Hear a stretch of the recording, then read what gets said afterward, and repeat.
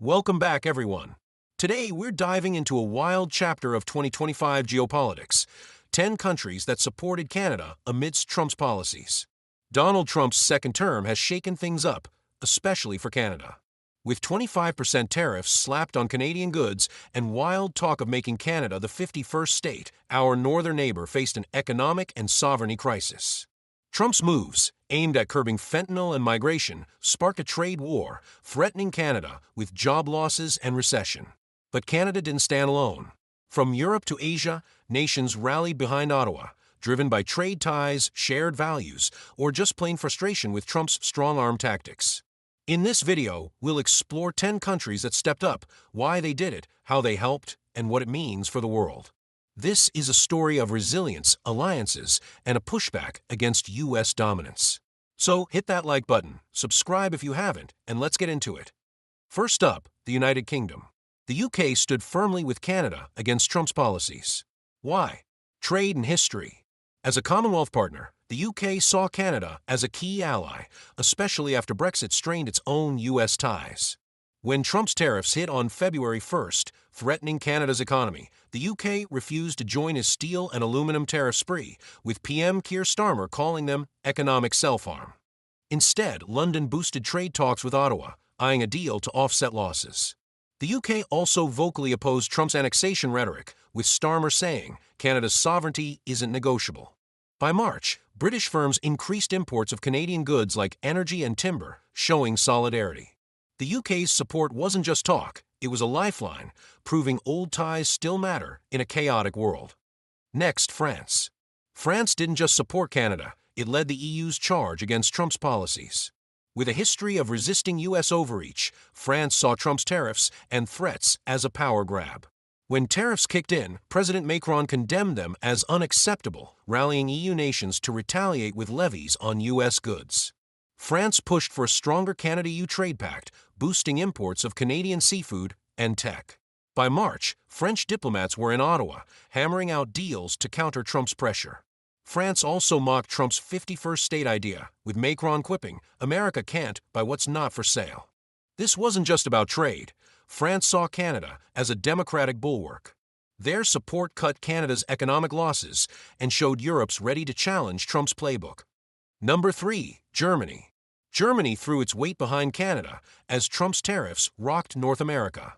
As Europe's economic powerhouse, Germany had skin in the game. Canada's a key supplier of raw materials like nickel. When Trump's 25% tariffs hit, Chancellor Scholz called them a threat to global stability, pushing the EU to deepen ties with Canada. By March, German carmakers like Volkswagen ramped up Canadian sourcing to dodge U.S. duties, while Berlin fast-tracked a trade deal. Germany also rejected Trump's steel tariffs, opting for talks over retaliation. Politically, Scholz backed Canada's sovereignty, dismissing Trump's annexation talk as delusional. Germany's support wasn't just economic, it signaled a shift toward a less U.S.-centric world, proving Canada could lean on Europe when the chips were down. Fourth, Japan. Japan stood by Canada as Trump's policies stirred chaos. With deep trade ties, think Canadian lumber and Japanese autos, Japan couldn't ignore the tariffs' ripple effects. When Trump's 25% duties landed, PM Ishiba called them short-sighted, opting for dialogue over retaliation. By March, Japan boosted imports of Canadian energy and seafood, cushioning Ottawa's losses. Tokyo also joined Canada in WTO talks to challenge Trump's moves legally. Japan's support went beyond economics. Shared values like rule of law fueled their stance. With both nations wary of China, this alliance strengthened Asia-Pacific resistance to Trump's unilateralism, showing Japan's ready to back Canada in a shifting global order. Fifth up, Australia. Australia rallied behind Canada as Trump's tariffs loomed large. As Commonwealth kin, Australia shared Canada's pain, both rely on open trade. When Trump's 25% duties hit, PM Albanese slammed tariffs as self-harm, refusing reciprocal levies that had hurt Aussies.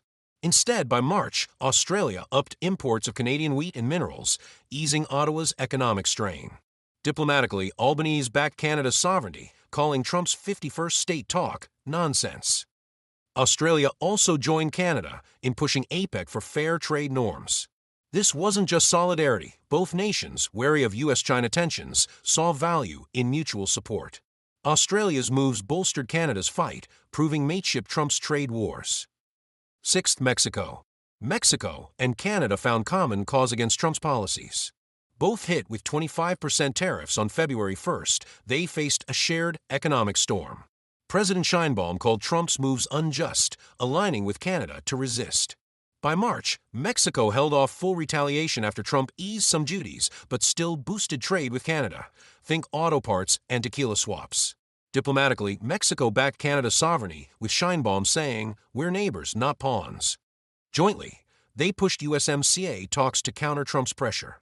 Mexico's support wasn't just pragmatic, it was a stand against U.S. dominance, showing solidarity can outlast tariff threats in North America. 7th, New Zealand.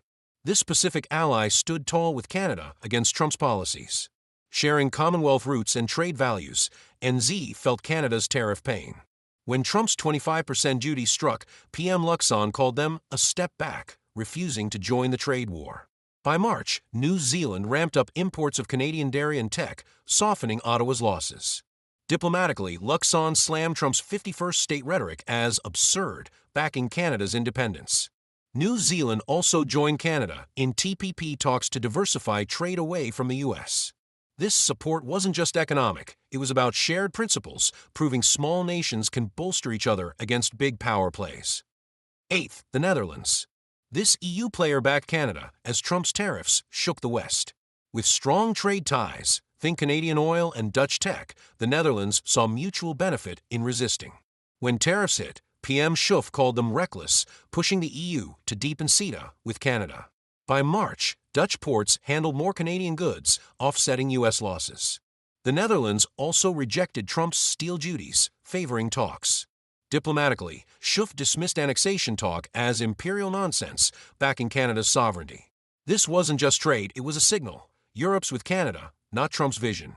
The Dutch lifeline showed small nations can punch above their weight in a crisis. 9th, South Korea. South Korea joined Canada's corner against Trump's policies. With trade ties in autos and tech, Seoul felt the tariffs sting indirectly. When Trump's 25% duties landed, President Yoon called them destabilizing, opting for dialogue over retaliation. By March, South Korea boosted imports of Canadian energy and minerals, easing Ottawa's burden. Yoon rejected Trump's annexation idea as unserious, aligning with Canada on rule-based trade. Both nations, wary of China, saw value in unity. South Korea's support, via trade and WTO talks, showed Asia's rising role in backing Canada, proving Trump's pressure couldn't break this partnership. Finally, Sweden.